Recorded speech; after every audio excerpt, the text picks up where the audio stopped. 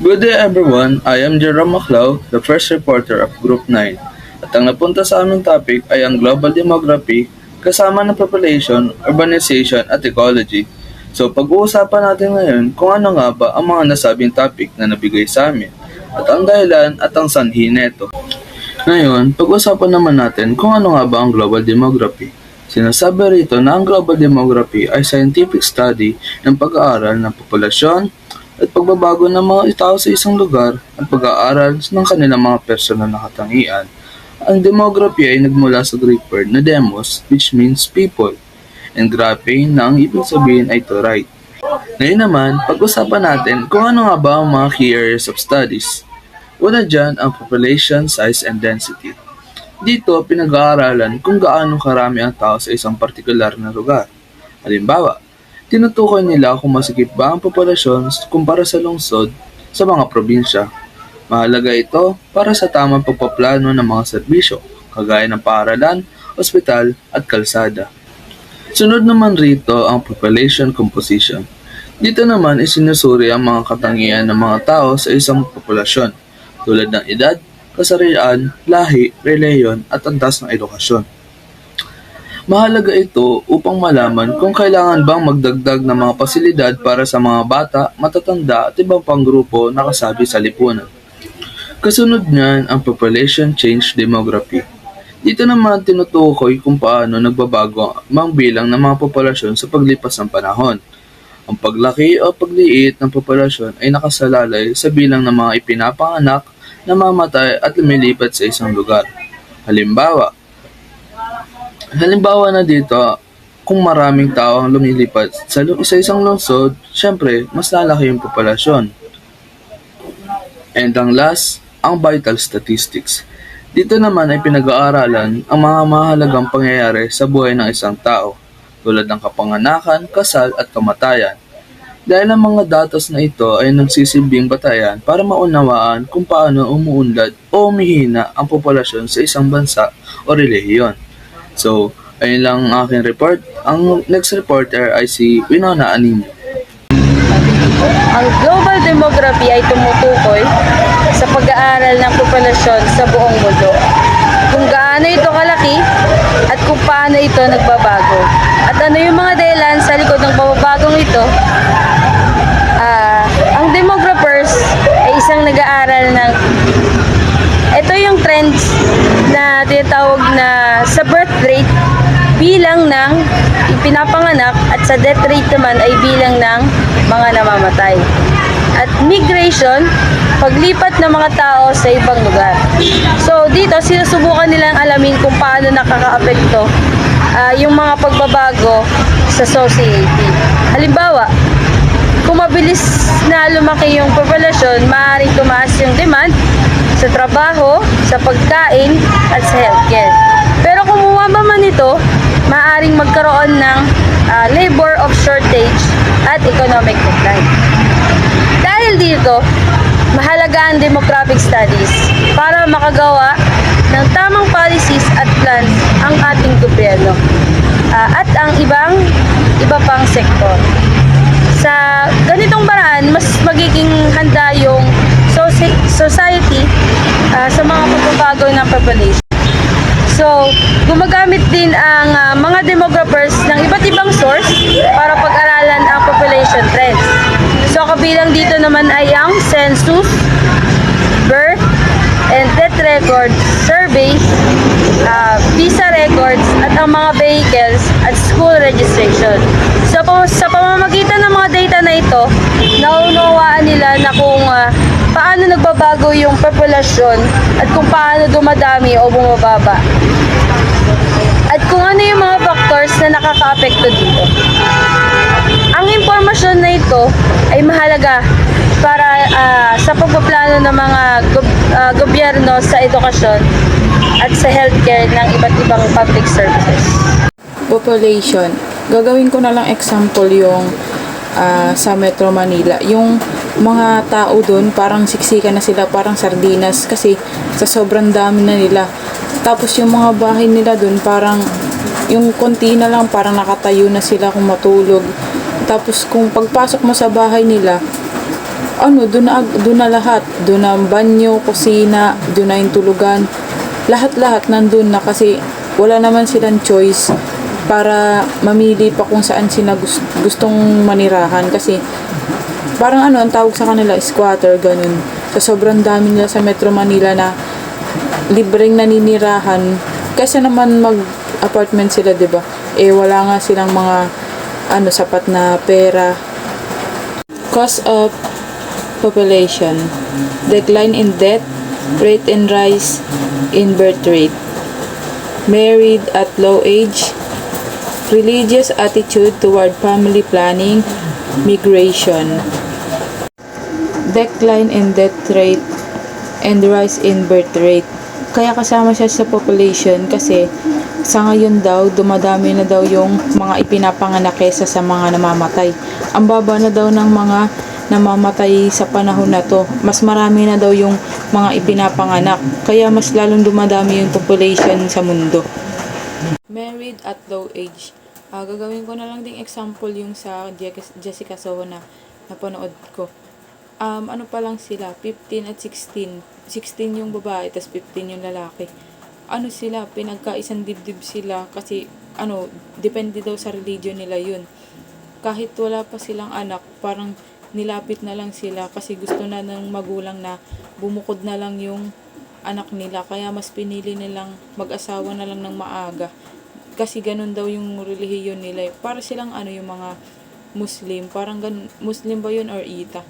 Kaya yun, kahit bata pa sila, pinagkaisang dibdib na sila at gumawa na sila ng sarili nilang pamilya nang walang gabay ng magulang. Religious attitude towards family planning. Isa rin to sa kasama sa population kasi halos lahat ng tao sa mundo maagang nabubuntis kasi wala silang sapat na gabay ng magulang, ganun, kahit mga bata pa. Kaya naisip nila na mag-family planning kasi nga para hindi na rumami yung ibang magulang kasi pag may anak na sila parang hindi na nila iniisip hanggat kaya nilang buhayin. Parami naman ang parami yung tao sa mundo. Kagaya na lang ng kapitbahay namin na nabuntis siya ng maaga. Tapos pinaalaga na lang niya yung anak niya sa nanay niya para magtrabaho siya. Kasi hirap nga sila sa financial. Kaya ang ginawa ng magulang niya, pinag-family planning na lang siya kasi alam ng magulang niya na kasama niya pa rin yung asawa niya sa trabaho. Hindi naman daw maiiwasan na may mangyari. Kaya ang ginawa na lang magulang niya, nagdesisyon na lang na mag-family planning para hindi dagdag sa gastusin at sa financial. Kaya mas maganda daw talaga na may family planning. Migration. Ang migration daw po ay yung paglipat mo ng bansa. Kadalasan ay layunin maraming permanente o pansamantala. Meron ding iba-ibang tawag sa migration. Merong internal, international, rural, urban migration, urban rural, season migration. Yung sa internal naman paglipat sa loob ng bansa, halimbawa paglipat mula sa probinsya patungo sa lungsod, ganun. Yung parang uuwi ka ng Maynila. Tapos yung international naman daw, paglipat mula sa bansa tungo sa ibang bansa. Yung parang mag-a-abroad ka, tapos parang pipiliin mo na lang na dun manirahan. Tapos ang rural, urban naman daw, paglipat mula sa rural na lugar patungo sa urban na lugar o lungsod. Kagaya lang din siya ng international. Tapos yung seasonal, pansamantalang paglipat kadalasan dahil sa trabaho. Ito nga yung parang OFW. Ano nga ba ang urbanization? Urbanization ay isang proseso ng paglipat ng populasyon papunta sa mga lungsod na lugar. Ito ay nangyayari dahil sa may mga mas better na trabaho at may mas matataas na uri ng teknolohiya at ginagawa nila ito para makuha ng magandang trabaho at mas maging maganda ang kanilang pamumuhay. Ano nga ba ang epekto ng urbanization sa ating global demography? Ang urbanization ay isang mahalagang salik na nagbabago sa ating pandaigdigang demografiya. Ang pag-unawa sa mga epekto nito ay napakahalaga para sa paggawa ng mga epektibong polisiya at mga strategy upang mapamahalaan ang paglaki ng mga lungsod at matiyak ito. Ito ay malaki ang epekto sa pag-unlad sa buhay sa pamamagitan ng paglipat ng mga tao mula sa rural na lugar patungo sa mga urbanong lugar. Migration from rural areas. Ito yung mga taong lumilipat mula sa bukid o maliliit na nayon patungo sa mga lungsod upang makahanap ng mas maayos na trabaho at magandang buhay. Growth of cities. Ito naman yung mga taong lumipat patungo sa lungsod na humahantong sa pagbuo ng bagong infrastruktura at serbisyo. Transformation of land. Ito yung mga rural landscape ay ginagawang mga urban na lugar na may mga gusali, kalsada at iba pang infrastruktura. Economic shifts. Ito ay isang proseso na kinasasangkutan ng paglipat mula sa agricultural economies tungo sa industrial. Social changes.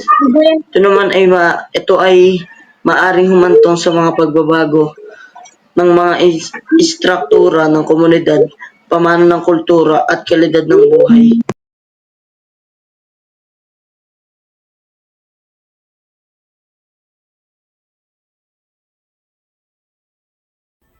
So, dito naman po tayo sa ecology. So, hindi ko na po siya babasahin, ipapaliwanag ko na lang po. So, ang ekolohiya naman po daw ay isang siyentipikong pag-aaral ng mga pakikipag-ugnayan sa pagitan ng mga buhay na organismo at kanilang kapaligiran na sumasaklaw sa lahat ng mga antas mula sa mga individual na organismo hanggang sa iba pa.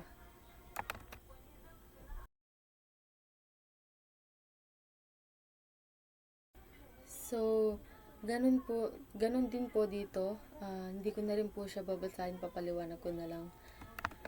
So, sinusuri ng mga larangan ng mga ekolohiya na kilala bilang demografiya kung paano dumarami ang mga populasyon ng mga halaman at hayop at kinokontrol bilang resulta ng mga individual na aktibidad tulad ng kapanganakan, pagkamatay, immigration, at paglipat sa natural na kontrolado at artificial na mga settings. So, nandito yung mga kahalagahan ng pag-unawa ng ekolohiya ay mahalaga para sa una, conservation.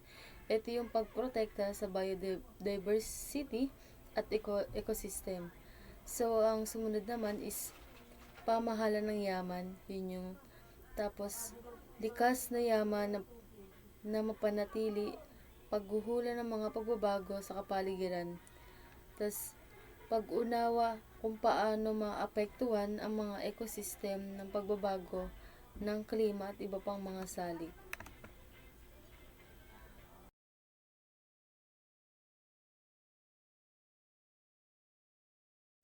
So, dito po is may apat po tayong uri ng ecology. So, ang una po is organismong ekolohiya. Ito yung pag-aaral kung paano umaangkop ang mga individual na organismo sa kanilang kapaligiran na tumutuon sa kanilang mga adapsyong physiological, asal at morphological. Ang pangalawa is ekolohiya ng populasyon. So, dito naman isinusuri ang dynamics ng mga populasyon, kabilang ang kanilang laki, distribution, struktura ng edad, at ang pakikipag-ugnayan sa kapaligiran. Ang pangatlo is ekolohiya ng komunidad. So, dito is sinisiyasat ang mga pakikipag-ugnayan sa